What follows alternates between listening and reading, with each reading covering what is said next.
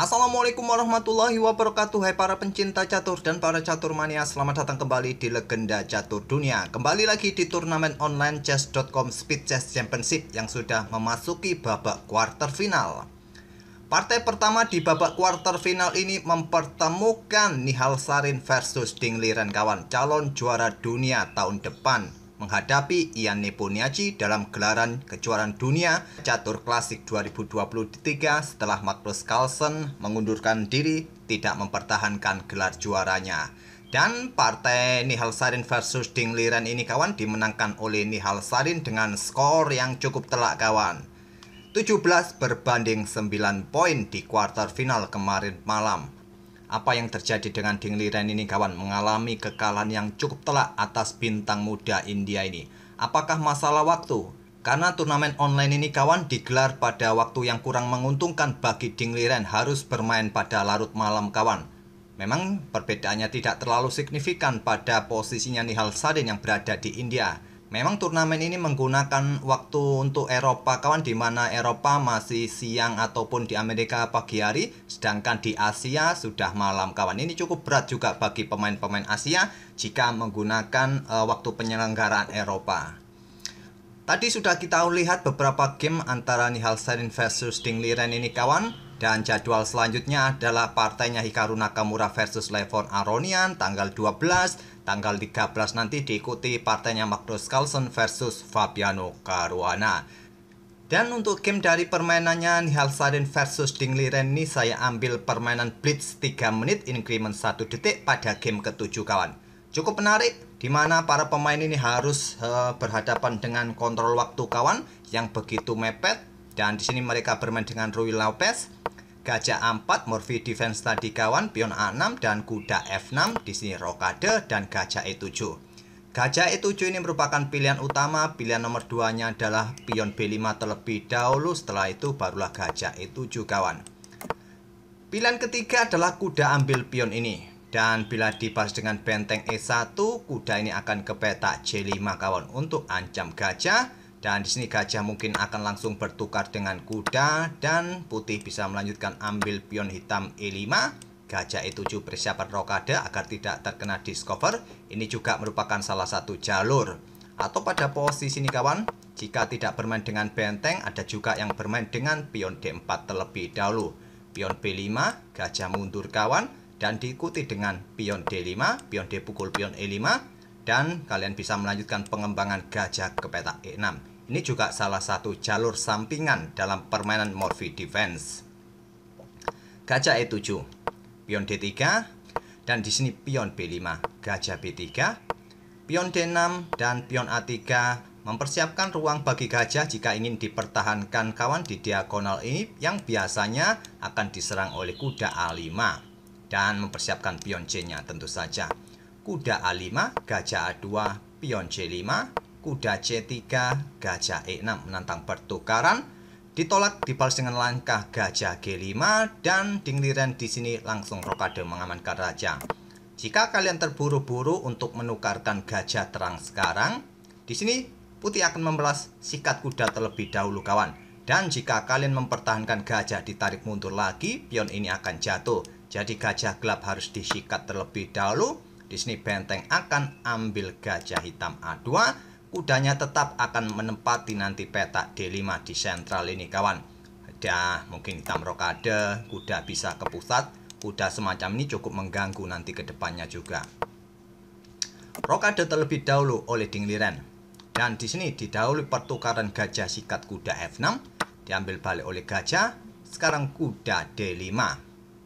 Hampir sama idenya kawan, menantang pertukaran perwira di petak pusat. Tentu saja nanti gajah ini gantian akan berada di sentral ini kawan. Mungkin di sini benteng C8 dan putih bisa melanjutkan dengan langkah pion A4 ataupun pion C3 terlebih dahulu untuk memperkuat pion D4 nanti bertarung di pusat. Memang dalam permainan cepat apapun masih bisa terjadi, tapi dalam permainan klasik yang kontrol waktunya lebih panjang, langsung bertukar ini tidak memberikan keuntungan bagi hitam.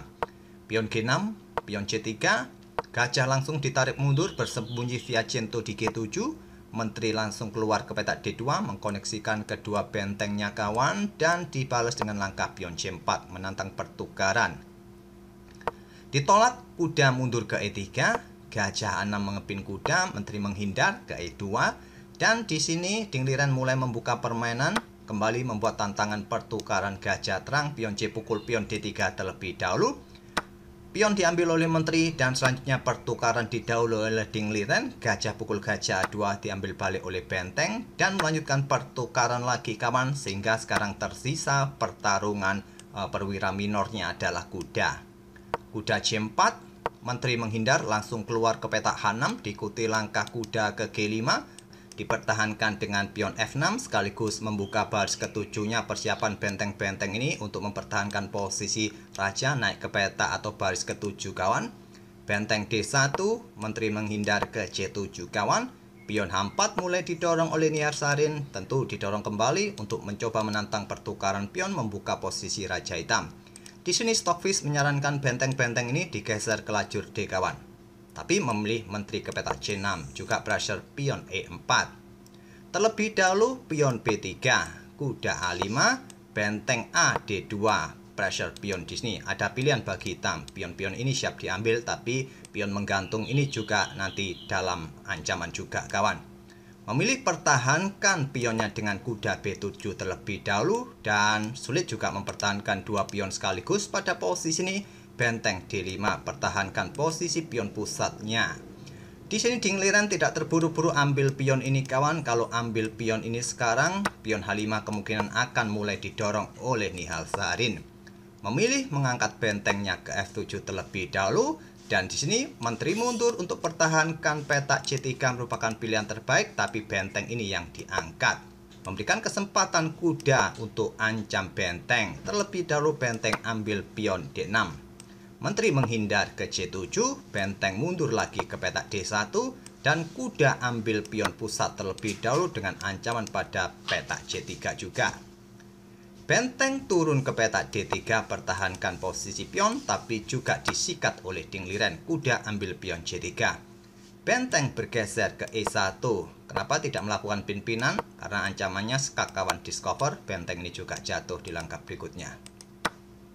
Benteng digeser ke E1, selanjutnya pion E4. Adapun pada posisi ini benteng ini keluar kawan ke petak D8 menantang pertukaran. Terjadi pertukaran, diambil balik oleh Menteri. Kemudian Menteri mungkin mundur ke petak E3 dan bisa dijawab dengan langkah kuda kembali ke D5 merupakan salah satu pilihan, tapi memilih langsung mencoba memberikan ancaman garbuan. Benteng bergeser ke E3. Ding Liren tidak berani ambil kuda karena ancamannya skakmat kawan. Dia menggeser benteng AF8.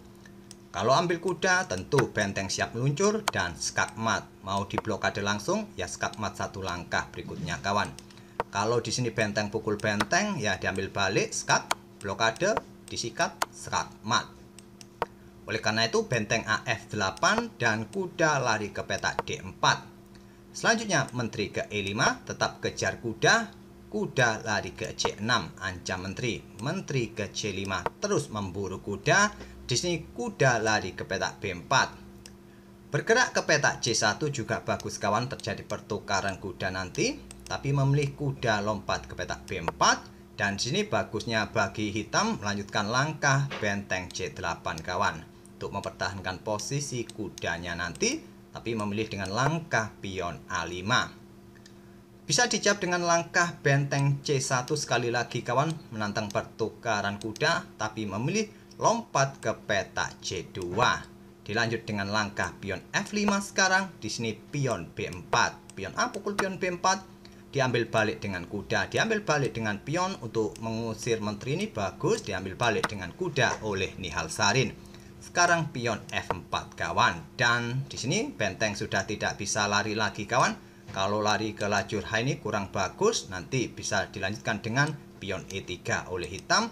Langsung melakukan pertukaran kualitas oleh Nihalsarin. Diambil balik oleh Menteri, pressure benteng di sini. Dan benteng ambil pion E4. Tidak ambil pion A3 kawan. Pion F3 terlebih dahulu untuk meloloskan atau mengosongkan jalur F bagi benteng-bentengnya.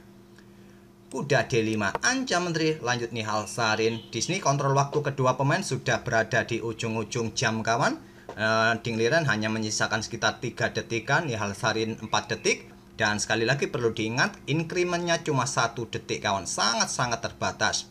Menteri A1 skak, Raja H2 dan pion F pukul pion G2 kawan. Ancamannya ancaman skakmat 2 langkah. Pion nanti disusul promosi, bisa skakmat kawan. Raja bergerak ke petak G3 dan juga benteng ini siap juga untuk pressure pion F2 ini. Sudah tidak ada cara lagi kawan untuk memperpanjang permainan, bisa dengan langkah menteri ambil benteng ini kawan. Itulah cara untuk memperpanjang permainan. Tapi di sini memilih benteng bergerak ke lajur G dan ancaman skakmat 2 langkah tak terhentikan lagi.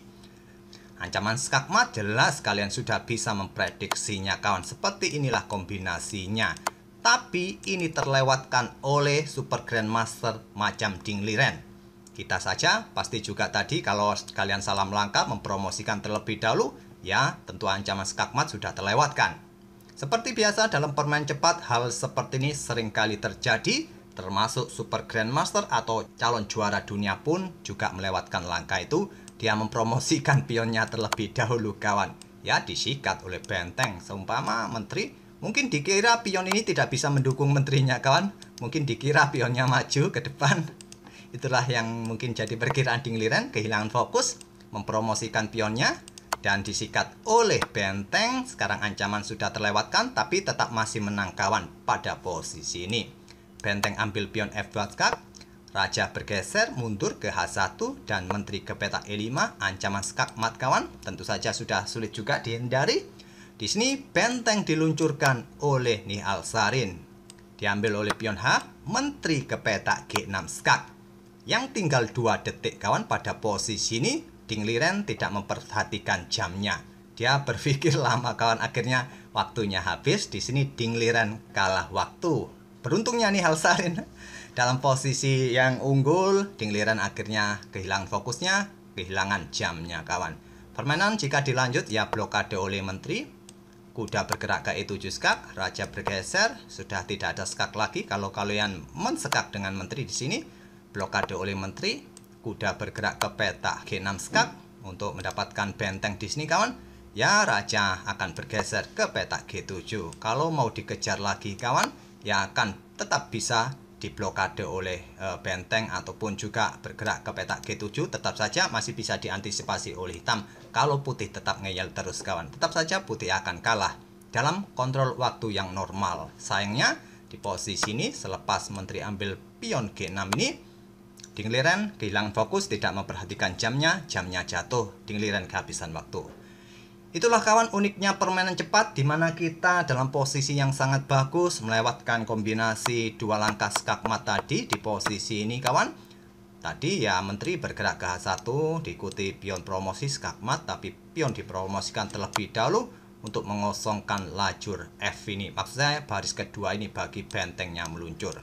Semoga permainan dari kedua pemain tadi bisa menghibur kalian dan kita akan bertemu di video-video berikutnya. Terima kasih. Wassalamualaikum warahmatullahi wabarakatuh.